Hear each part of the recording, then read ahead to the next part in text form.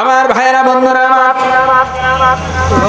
হযরত উসমান গনি রাদিয়াল্লাহু তাআলা আনহু কবরের পাশ দিয়ে যখন অতিক্রম করে ডুকরে ডুকে কেঁদে কেঁদে বলেন, উসমান গনি রাদিয়াল্লাহু তাআলা আনহু কাঁদতে কাঁদতে মুখের দাড়ি পর্যন্ত ভিজায় ফেলে।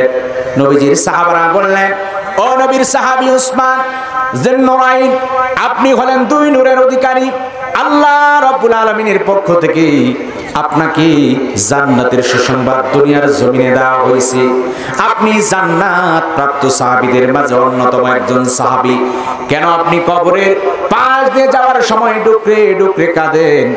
আল্লাহর নবীর সাহাবী উসমান গনি রাদিয়াল্লাহু তাআলা আনহু ডাক দিয়ে বলেন, সাহাবারা, এই কবর আউয়ালু মানজিলা, কবর হলো প্রথম ঘাঁটি। আমি উসমানের জানা নাই আল্লাহ রাব্বুল আলামিন এই কবরকে কি হুকুম দিয়েছে, আমি উসমানের সাথে কি মুআমালা কবরের ভেতরে হবে, কবরের মুআমালা আমার সাথে ভালো হবে না মন্দ হবে আমি তো বলতে পারি না।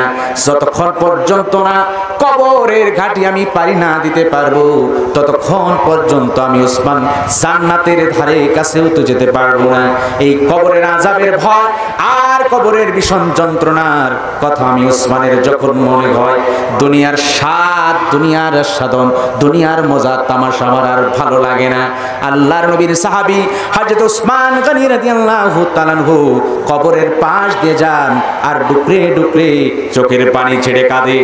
আমার ভাইয়েরা বন্ধুরা আমার, সুতরাং ওই কবর আপনার আমার যদি আমল থাকে, ওই কবরটা হবে রাউদাতুম মির রিয়াজিল জান্নাহ, আল্লাহ রাব্বুল আলামিনের জান্নাতের বাগান কবরটা হয়ে যাবে।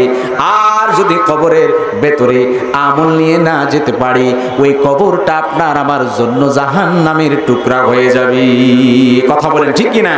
ওই কবরে যদি আমল নিয়ে যেতে না পারেন, তাহলে কবরটা হয়ে যাবে আপনার আমার জন্য জাহান্নামের টুকরা।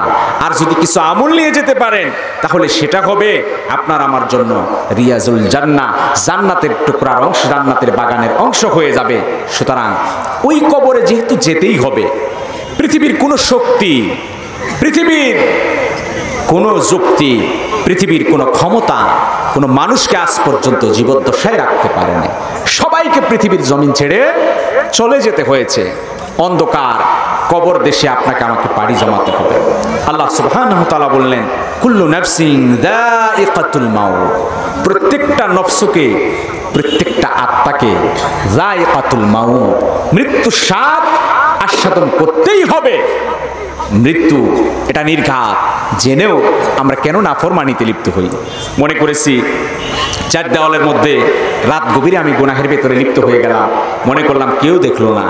না না, আপনি আমি মানুষের চোখ ফাঁকি দিতে পারলেও আরশের মালিক আল্লাহ সুবহানাহু ওয়া তাআলার কুদরতি নজর থেকে আপনি আমি কখনো আড়াল হতে পারবো না। কথা বলেন ঠিক কিনা?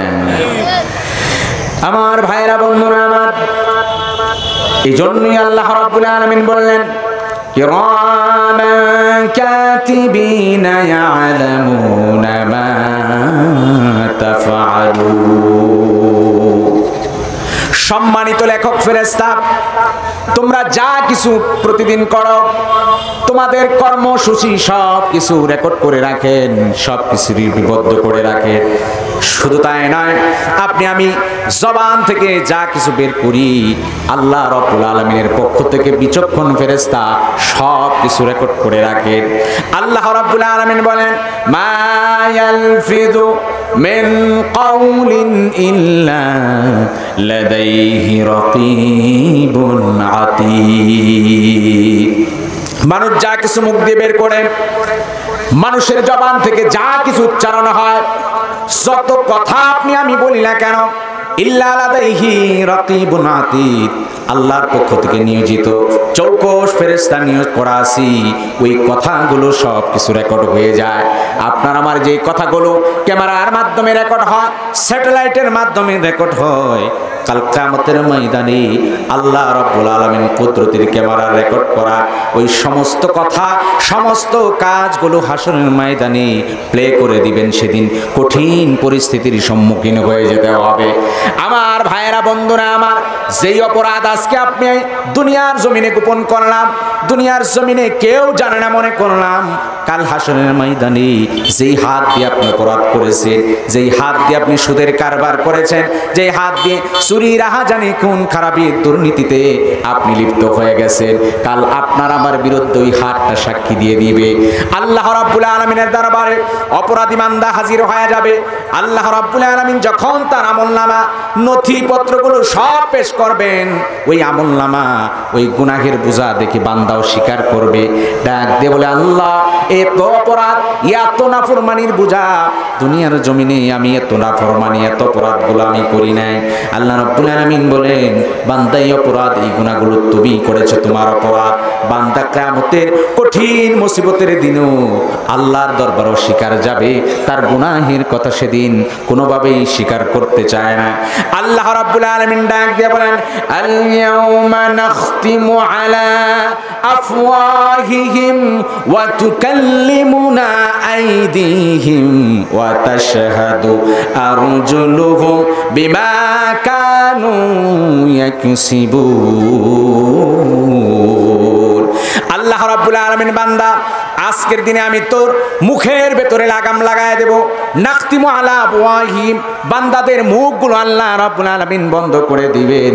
কিয়ামতের কঠিন মুসিবতের দিনে আর কথা বলতে পারবে না। ওয়া তুকাল্লিমুনা আইদিহিম, আল্লাহ বলেন, যেই হাত দিয়ে জিনা, বেবিচার, অপরাধ করেছো, তোমার ওই হাতটা আমি আল্লাহ রাব্বুল আলামিনের সাথে কথা বলা শুরু করবে, বলতে থাকবে, আল্লাহ এই অপরাধী বান্দা এই হাত দ্বারা আমাকে খারাপ কাজে ব্যয় করেছে, এই হাত সেদিন কিয়ামতের ময়দানে সাক্ষী দিয়ে দিবে। আল্লাহ রাব্বুল আলামিন বলেন, তাশহাদু আরজুলুহুম, পায়ের জবান খুলে যাবে, পায়ের মুখ খুলে যাবে, পায়ের ভেতর থেকে আওয়াজ আসবে, ডাক দেবেন রাব্বুল আলামিন, এই বান্দা আমার এই পায়ের মাধ্যমে নাফরমানি করেছে, অপরাধ করেছে, আমার বান্দার বিরুদ্ধে আমি অভিযোগ করে গেলাম। আল্লাহ রাব্বুল আলামিনের দরবারে আপনার আমার অঙ্গ প্রত্যঙ্গ সাক্ষী দিয়ে দিবে। ওই কিয়ামতের কঠিন মুসিবতের দিনে ঈমান আমল যার ভালো হবে, কিয়ামতের কঠিন বিপদের সময় আল্লাহ রাব্বুল আলামিন ঈমানদার মুমিন মুসলমানদের নাজাতের জড়িয়া করে দিবে।